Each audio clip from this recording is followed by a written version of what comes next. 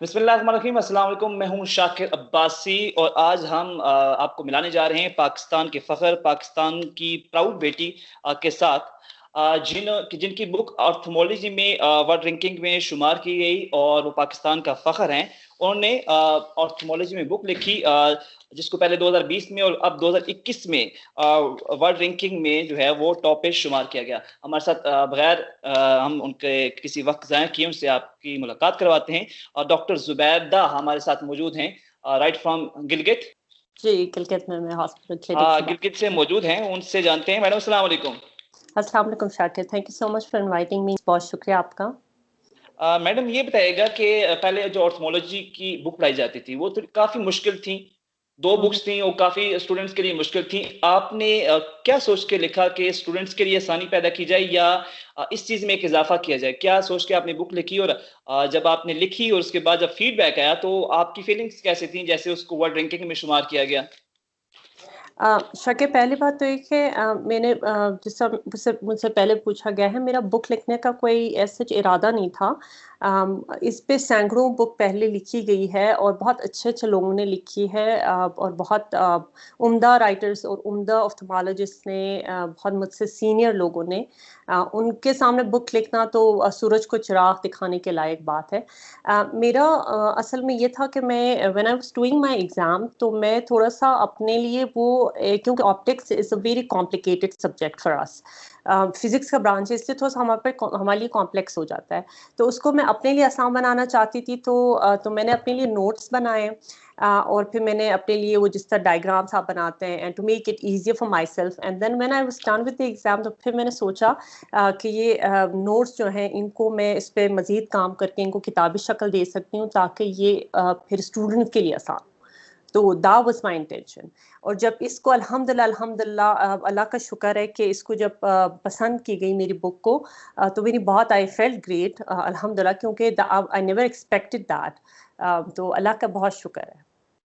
Madam feedback बड़ा आया, ranking में कैसे इसको शुमार किया गया? साथ-साथ जो इसका लोगों की तरफ से फीडबैक आया वो कैसा रहा? अल्लाह का शुक्र है, 2019 में ये किताब छपी थी और 2019 में ही ये अमेज़न पे ऑप्टोमेट्री की किताबों में, ज़्यादा बिकने वाली किताबों में शामिल हुई थी विद इन अ वीक।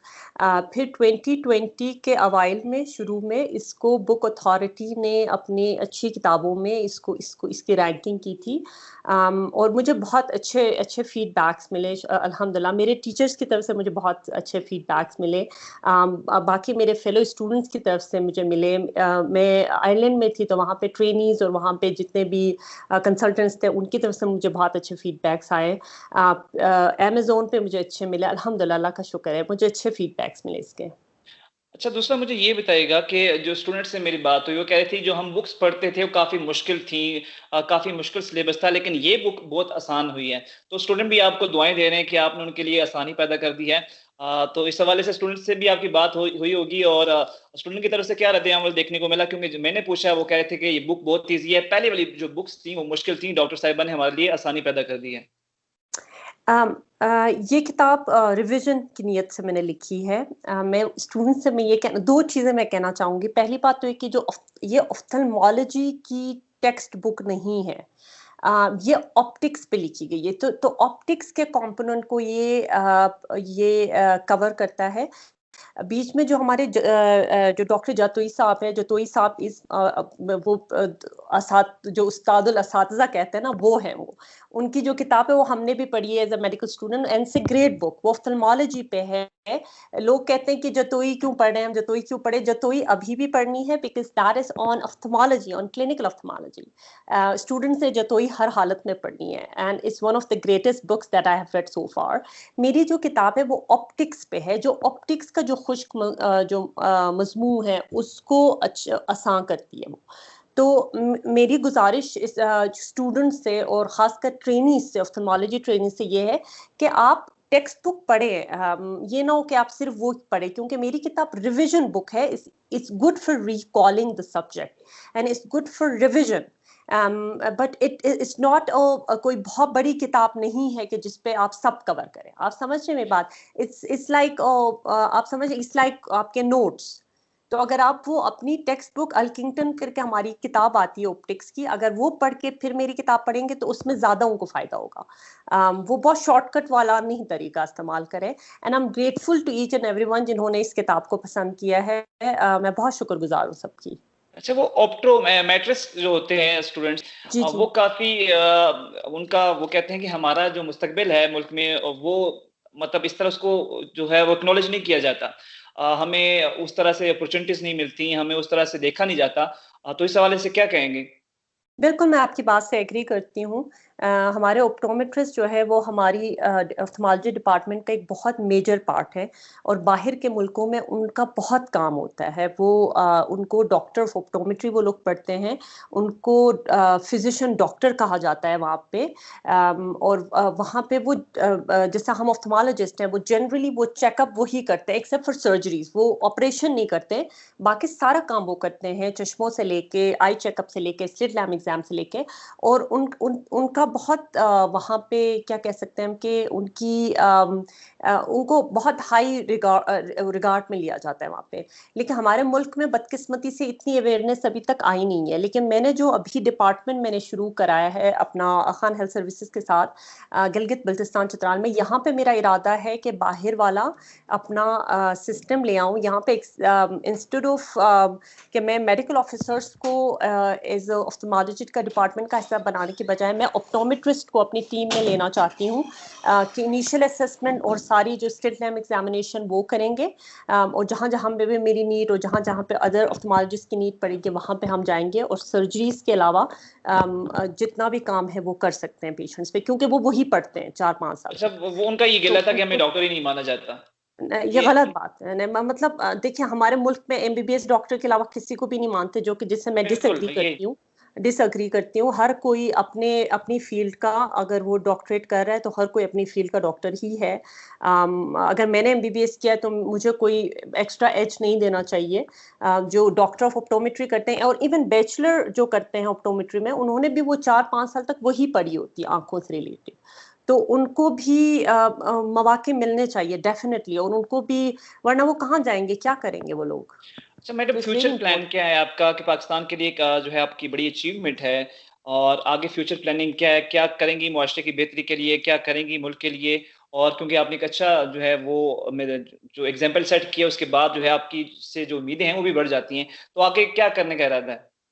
शक है, मैं अल्हम्दुलिल्लाह मैं वापस आ गई हूँ बाहर से, तो मेरा अभी फ़िलहाल इरादा है कि अपने ये अपना, मैं चित्राल से बिलॉन्ग करती हूँ, तो चित्राल और गिलगित बल्तिस्तान और जितनी भी हमारी पेरिफेरी है वहाँ पे मैं ऑफ्थेमोलॉजी का एक अच्छा सेटअप खान हेल्थ सर्विसेज के साथ मिलके खान यूनिवर्सिटी के ताउन से हम लोग बना रहे हैं। एंड मेरी जो गिलगित की जो सेटअप है वो कंप्लीट हो चुकी है, and I have been doing clinic since 1 month.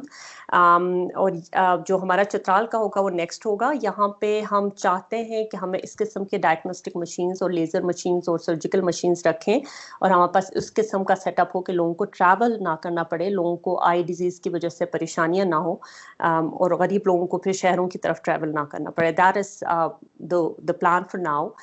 उसके अलावा मेरी एक और किताब पे काम चल रहा है, तो इंशाल्लाह वो मुस्तकबिल करीब में वो फिर आ जाएगी इंशाल्लाह। अच्छा मुझे बताएं, आपकी जब अचीवमेंट के बाद किसी हायर ऑफिशियल, किसी हुकूमती अहदेदार या जीबी गवर्नमेंट की तरफ से या गवर्नमेंट ऑफ पाकिस्तान की तरफ से या चित्राल की बात करिए गवर्नमेंट ऑफ केपीके की तरफ से कोई आपको एजाज़ी शील्ड या आपको आपकी जो काम है उसकी तारीफ की गई? अभी तक तो नहीं, आई डोंट नो, अगर उन्होंने छुप छुपा के कहीं पे की हो तो मुझे अभी तक तो मैंने तो नहीं सुना।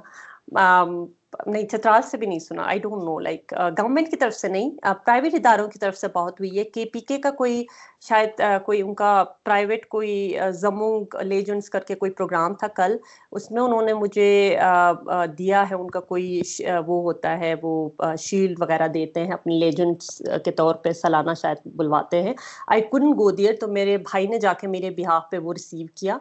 अब वो आई डोंट थिंक कि वो गवर्नमेंट की तरफ से था। आई थिंक वो कोई प्राइवेट टीवी चैनल्स का कोई था जहाँ पे उन्होंने किया है। गवर्नमेंट का मैंने अभी तक सुना तो नहीं है। लेकिन यूएस एम्बेसी ने आपको अप्रिशिएट किया है? आपके काम यूएस को एम्बेसी, अप्रिशिएट। अच्छा अब अच्छा हाँ, यूएस एम्बेसी ने दिया है, यूएस एम्बेसी ने दिया है डेफिनेटली। इस तरह से तो पाकिस्तान उसमें मेरे ख्याल में सोशल मीडिया में पाकिस्तान के किसी पेज पे भी दिया होगा। मैंने अभी देखा नहीं, हो सकता है दिया हो। लेकिन कोई ग्राउंड लेवल पे इस तरह से कुछ पता नहीं पड़ा है अभी तक।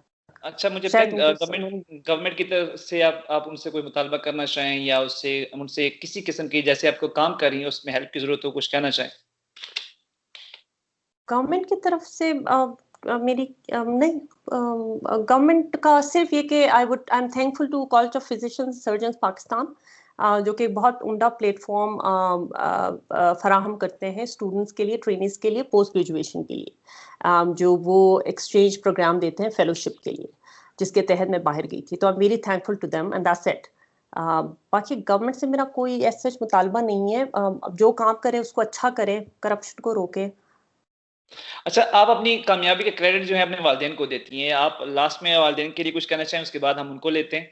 क्या कहना चाहेंगी कि आप जो अपनी कामयाबी के क्रेडिट जो है अपने वालिदैन को देती हैं, कि जितना भी आज कुछ अभी तक में कुछ हो, उसका सारा क्रेडिट वालिदैन को जाता है?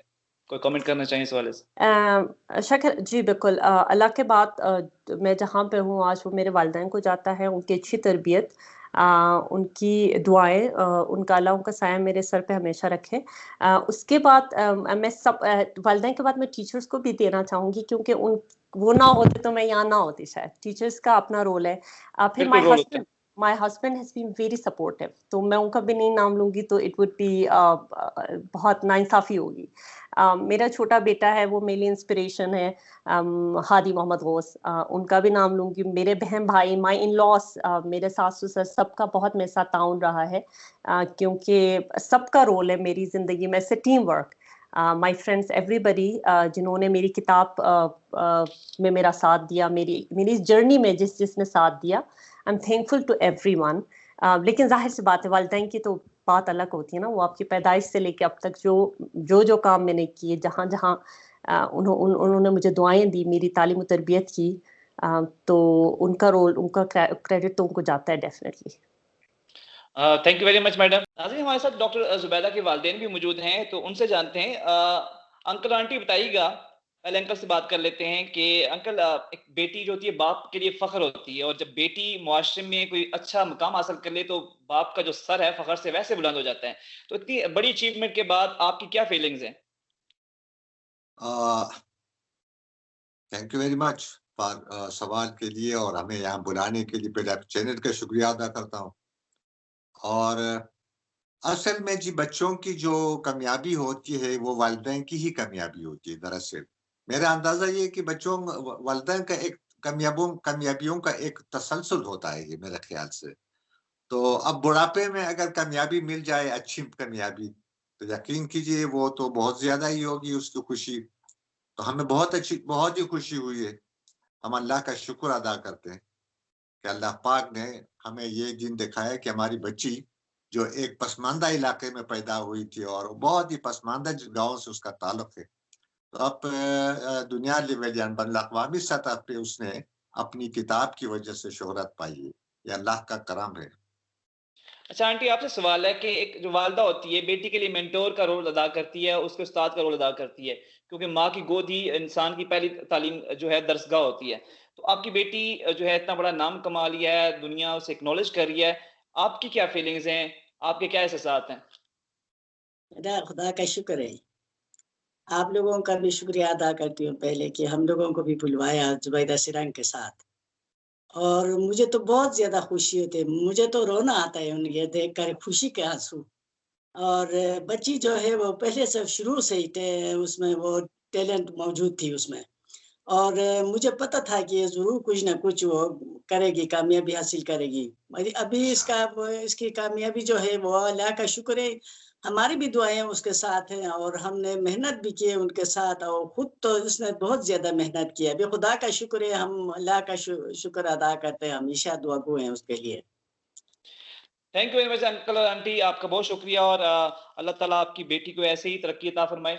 अपना ख्याल रखिएगा। अल्लाह हाफिज। हाँ। नाज़रीन, अपनी वीडियो से इजाजत दीजिए। आपने डॉक्टर जुबैदा का इंटरव्यू सुना, उनके हवाले से, उनकी अचीवमेंट के हवाले से और उनके वालिदैन के तासुरात सुने। इस वीडियो के हवाले से अपना फीडबैक लाजमी दीजिएगा। अपना ख्याल रखिएगा। अल्लाह हाफिज।